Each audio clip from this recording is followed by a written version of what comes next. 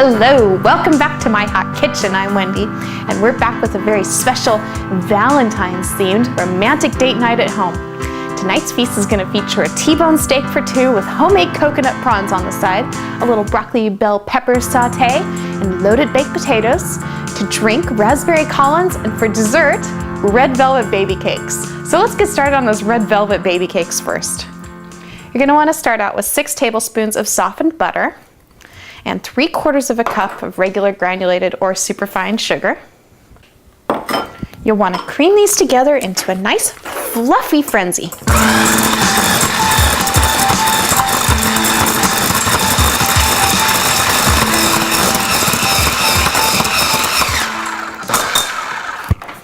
So you can see how fluffy the texture is, and you can see that the sugar and butter are all combined and that they just kind of cling to themselves. So let's add an egg yolk. We're going to add 2 egg yolks all together. We're going to do them one at a time. Now you want to separate them out, and you can do this in advance or you can do it as you go. I'm doing it as I go, and I'm using the shell and my fingers, because fingers do a lovely job of handling delicate tasks, to separate out the white and the yolk. Now let's beat that in.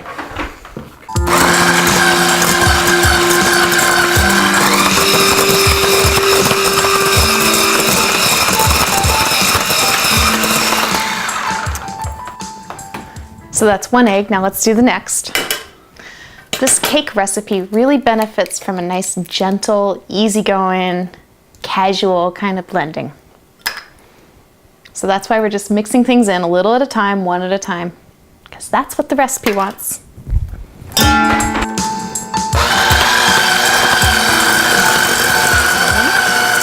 Doesn't that look smooth and beautiful?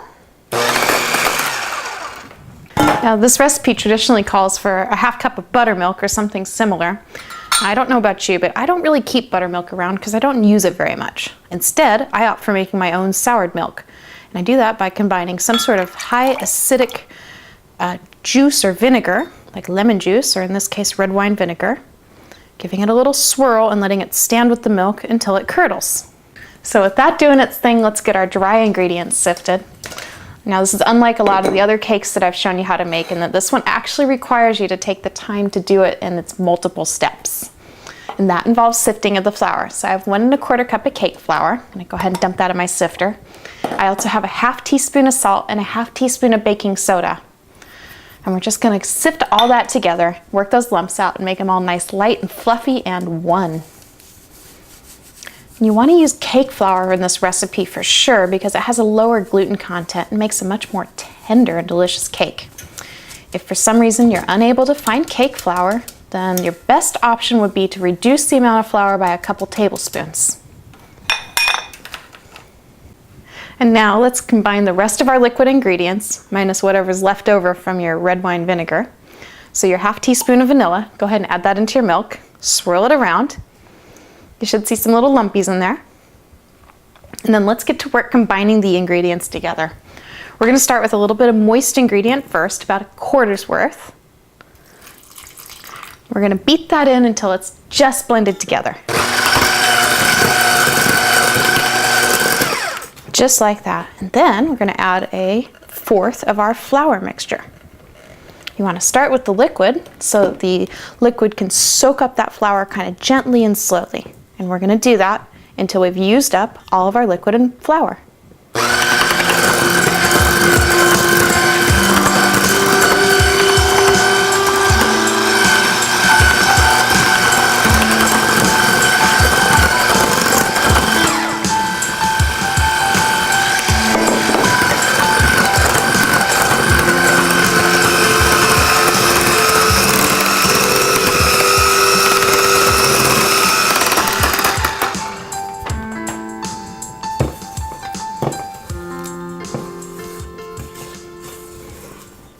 Now at this point, you've achieved a really nice light yellow cake batter. It'd be delicious baked up as it is right now.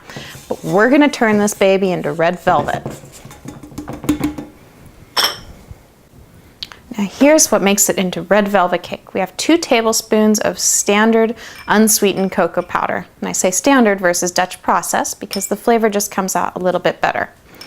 To that, we're going to add a full 1/2 ounce of red food coloring. Now I want you to know that in designing this recipe, I did do tests of natural food coloring options. I tried a couple different methods. I tried using pureed beets and I tried using very concentrated beet juice, and neither of them yield the beautiful red results that we're all looking for in a red velvet cake. So I'm going to go ahead and stick with the old standard of red food coloring.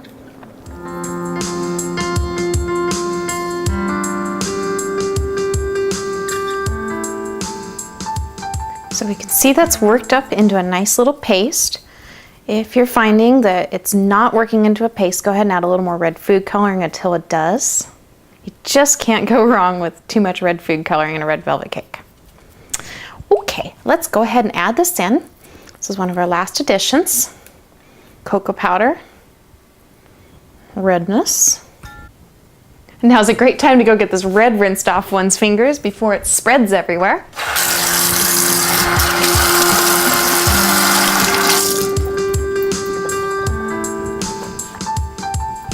There we go, no more red. Now for the last ingredient, the little 1/2 tablespoon of vinegar. And you want to add this in at the last minute because it starts the chemical reaction between the cocoa and the vinegar that helps to enhance the red color. So we're going to go ahead and add that in.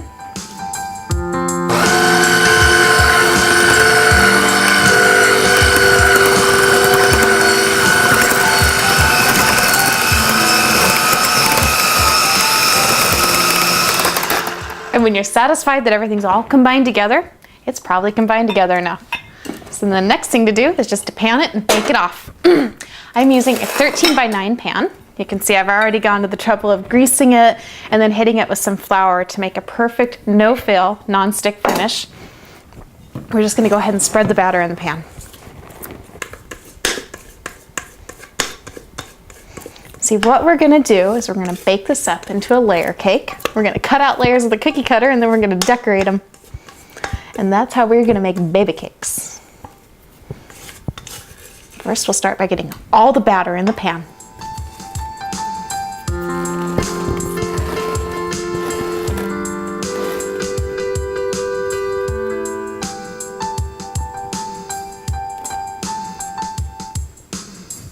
And then we're going to bake it at 350. We're going to check on it at about 15 minutes and see how it's coming along.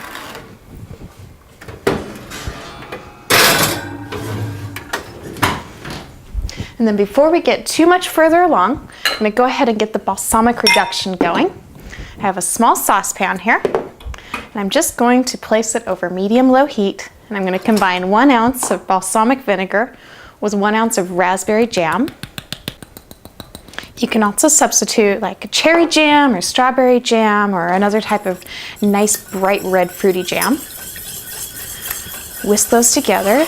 Get that balsamic vinegar to break that jam right down. And the last thing to add to it is going to be a chipotle pepper. So chipotle peppers, my favorite way to buy them is packed in adobo sauce, which is a canned way. And then I'll separate them out and freeze them individually so I can use them as I like. Now with this size recipe, I'm going to go with about that size. And I'm going to start by peeling off the skin. This isn't necessarily a pretty process, but it's important because the skin doesn't dissolve very well. But the roasted smoked jalapeno flesh dissolves beautifully in this balsamic reduction.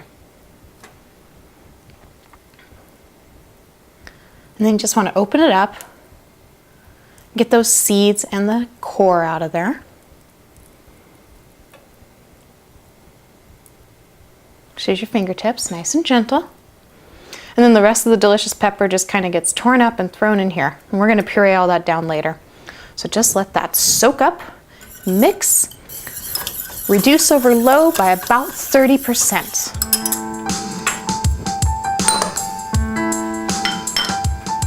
Let's see how the red velvet cake is doing. Ooh, it's looking very red. Let's give it the toothpick test here. Insert the toothpick into the center. If it comes out clean like that, it's done. So let's get it out of here. Let it cool down in the pan.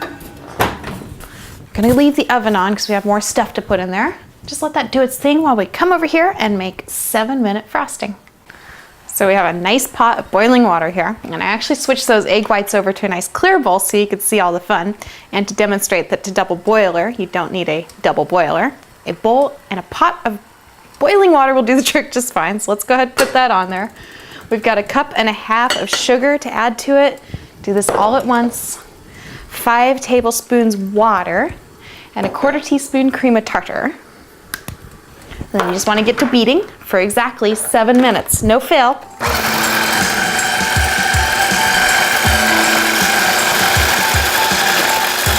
that was my timer for 7 minutes.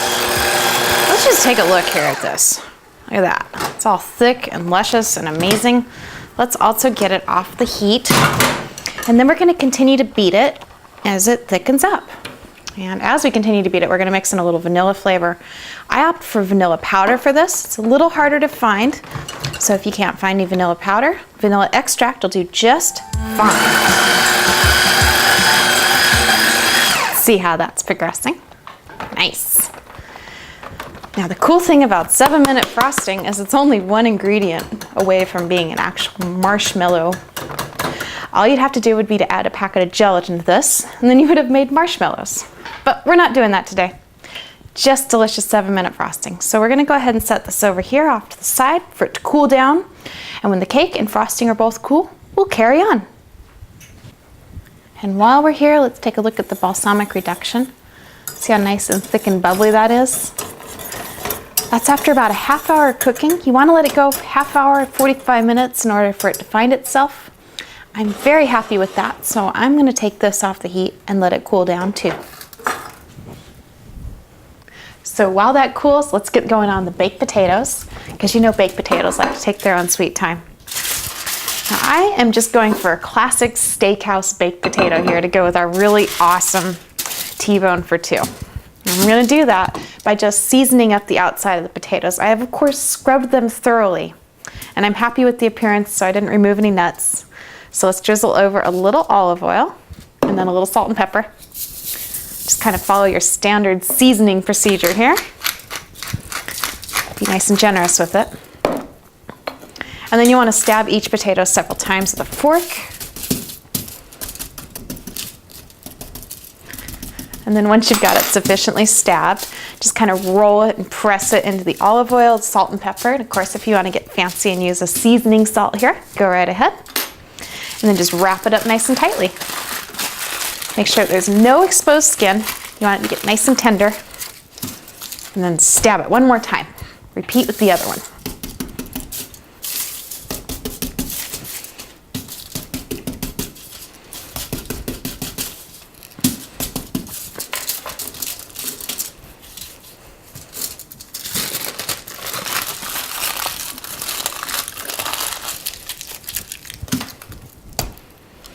Now we'll just need to run these over to the oven. Give them lots of space in the lower compartment of the oven. Bump the heat up to 400 degrees, let them bake for about an hour. Now about this reduction over here, you can see how it's just kind of standing by itself. That's fantastic. Now remember that chipotle pepper? You'll want to work that in. Now, if you're working in such a small batch here, it's not going to be practical to use a blender. So just kind of rub it all together with the back of a spoon. This particular batch is pretty thick, so we're probably going to thin it out a little bit, but we'll do that right before we start using it on the steak. That'll do the trick right there. So now let's see about this cake. Nice and cool to the touch. So now we just want to take a little spatula and run it around the outside. Ooh, nice, it's loosening up beautifully. I like to just go ahead and kind of work the spatula under a little bit. And then the next step is the magnanimous flip.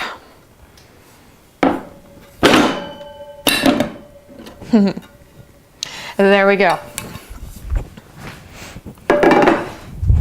Now let's take some red cookie cutters here. I'm working with cute little heart shapes.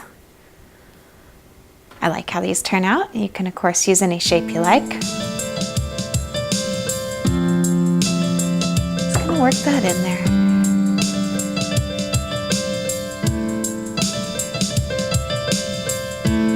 Yeah, isn't that cute?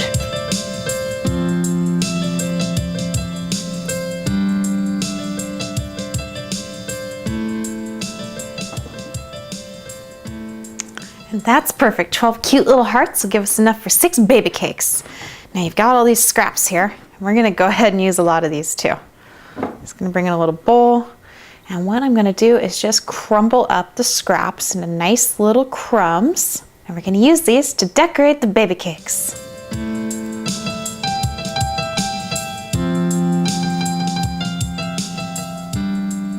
So there we go, that's a nice big pile. Believe me, we're going to use quite a bit of that, if not all of it. And make sure you reserve whatever extra scraps you have, because you're not going to have bright red cake sitting around every day, and you may need it to finish off decorating. So now let's lay out some little pieces of wax paper, nice little squares. We're going to set the cakes on these right here on the cutting board.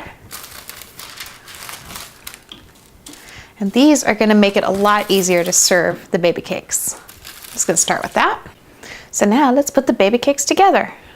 I'm going to combine 2 cakes with a little layer of yummy, fluffy 7-minute frosting in between them. I'm going to sandwich that together. And then we're going to put frosting on the outside. I'm going to kind of smear it on there.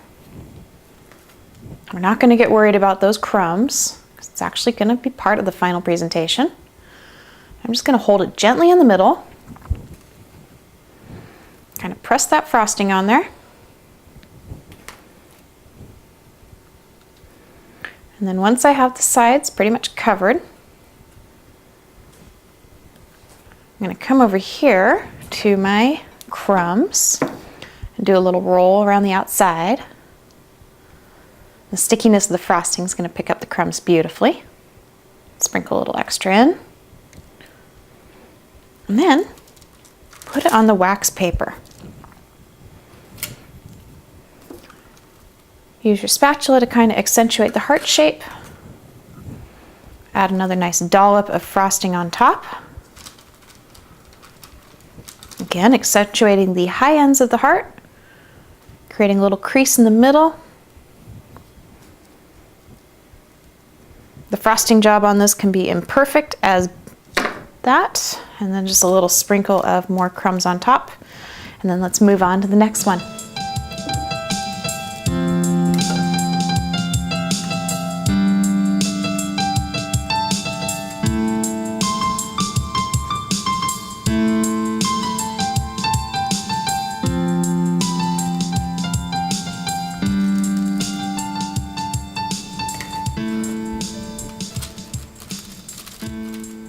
Last one here, kind of draw up the points. Finished off with a little loving sprinkle of goodness. And then because we put these on wax paper, they're super easy to move out of your workspace. Just kind of pick them up and slide them in next to each other. If you leave them in the open air, the frosting will dry up and set a bit and make them even easier to handle.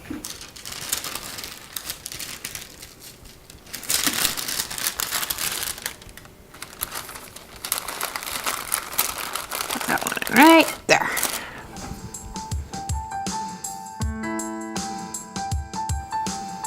Hi everyone, it's Wendy, and I just wanted to tell you about my e-cookbook, Date Night at Home Recipes for Two. There's over 80 original recipes with nice detailed instructions and plenty of tips and hints. It sells for $7.99. Go to our website, hotkitchenonline.com, and follow the links. It's available for your computer or your Kindle.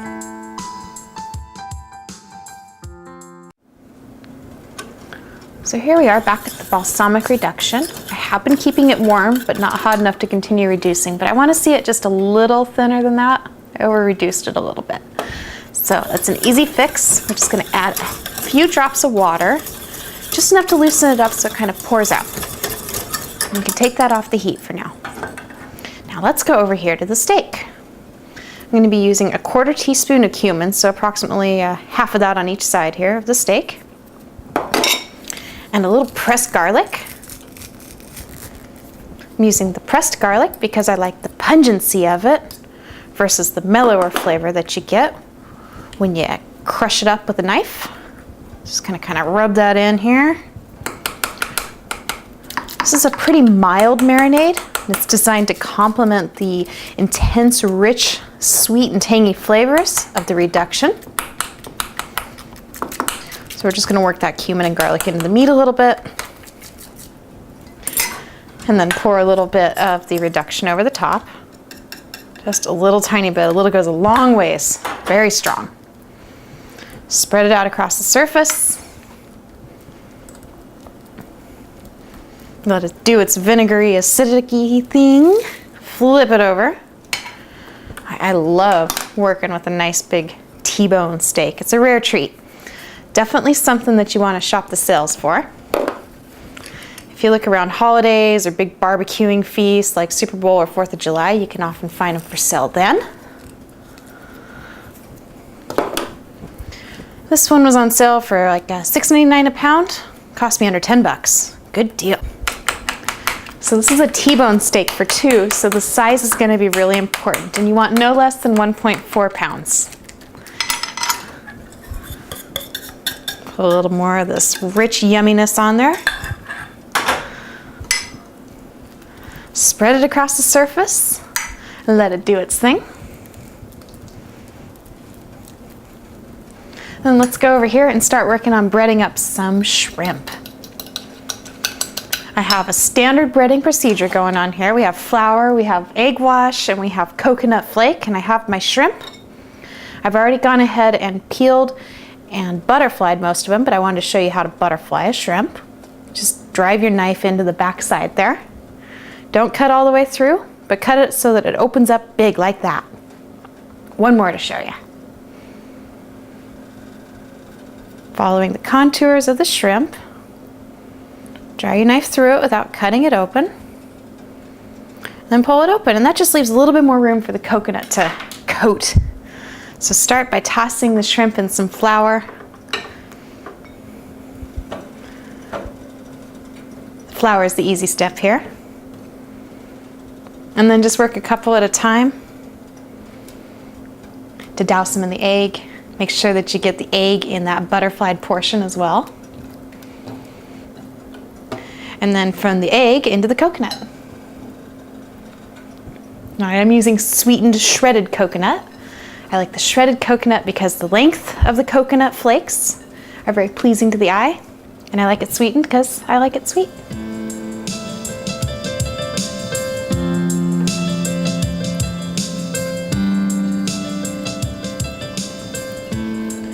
Here we have the last few coconut shrimp. All in all, I'd say I used about 1.25 cups of coconut flake, although I would measure out 1.5 cups just to make sure you don't run out. We're just going to set those up right here. And then I need to clean up and wash my hands. And then we'll be back to work on the steak. So let's get the bacon going here on these last minute things. We're going to use the fat to fry the vegetables in and the bacon to crumble onto the baked potatoes. Now let's take this big beautiful steak here. Just kind of slap it on the grill. That's nice. I like the T-bone because on this side we have a New York steak and on this side we have a filet mignon. It's like a 2-in-1 special. And then we can get started on the coconut shrimp. Quick note on cooking the steak, if you have control of it, turn the heat down just a touch. Now we're gonna go ahead and cook these in 2 batches. So I'm gonna lay these in the basket. They're not that sticky, so it should be fine just to go ahead and put them in the basket rather than into the hot oil. Drop them in. Oh, those look nice. When that coconut's a beautiful dark amber like that, it's ready to go. Give it a second to drain. Drain it off onto paper. And immediately salt. You want to salt your fried foods while they're still sizzling. Move on to the next batch. Lots of yummy juices. Let's give it a flip.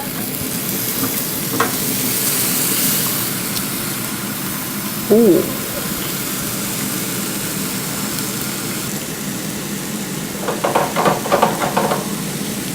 go. Those are also looking nice and yummy. I'm gonna take the first batch and go ahead and plate them up.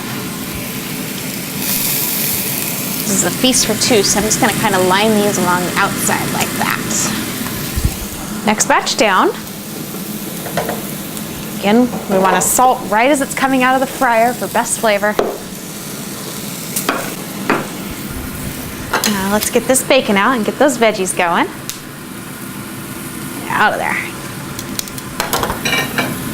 Have about a head's worth of broccoli florets. About half a bell pepper. Give those a nice little toss. Get them all coated and loved up in that delicious bacon grease. Hit them with a little pepper. Let them do their thing here for just a second while we grab the potatoes out of the oven. Obviously, they're going to be hot potatoes, so we'll need to don some hot pads for that. I'm just going to stage them right there on the plate.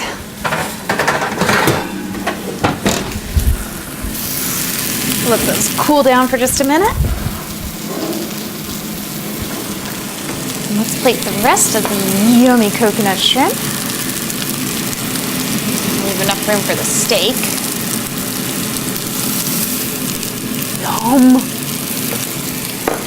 And then back over here to the vegetables. We're gonna supplement with just a little water. Give it a little steam action. Put a lid on it, and those are good to go. Liking how this steak is looking here. So we're gonna take it off the heat. Let it cool and rest on a cutting board. So now we're down to some final steps here. I have 2 little pots of mayonnaise, and I'm just gonna make a quick little dip from the reduction. The reduction is delicious, but it's also a little bit overpowering for the shrimp. And we found that if we mixed it with just a little mayonnaise, it brought it all together, made a nice, flavorful dip. Now you mix in as much as you like. The more pungent you like it, use less mayonnaise. If you like it on the milder side, go ahead and use quite a bit of mayonnaise in ratio to the reduction. These are intended for the coconut shrimp.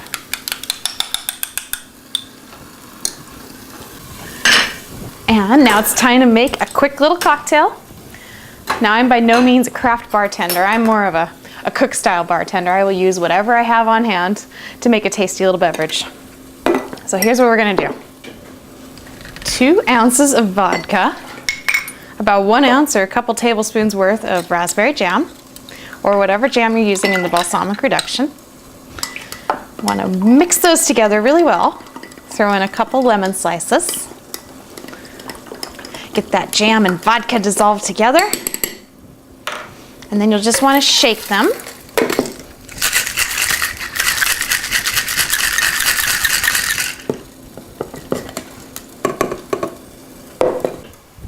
And then strain it into a couple of Collins glasses. These are 10-ounce glasses, filled a little past halfway with ice.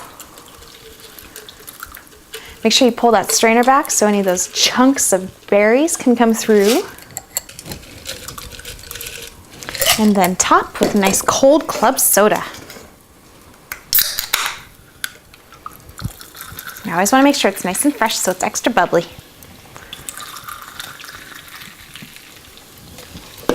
And then garnish the rim of each glass with a lemon slice. And you're in there, friends. And then we're gonna plate the steak. I think our hands will do a better job here. I'll slide that in.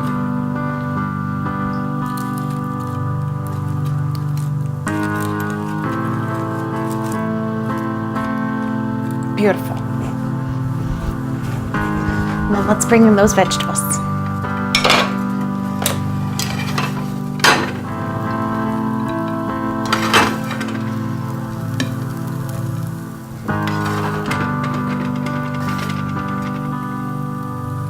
Beautiful. And there you go, an awesome steakhouse dinner for 2, a little surf and turf style. So pair this up with that delicious cocktail that I just showed you how to make and call in your sweetie. Where is my Babycakes? Hello, baby cakes. Yum. Wow, look at all of that. I'm so glad that you have another show. Yeah. Kitchen. Can't even remember the last time we had T-bone steak. Yum. Look at these shrimp.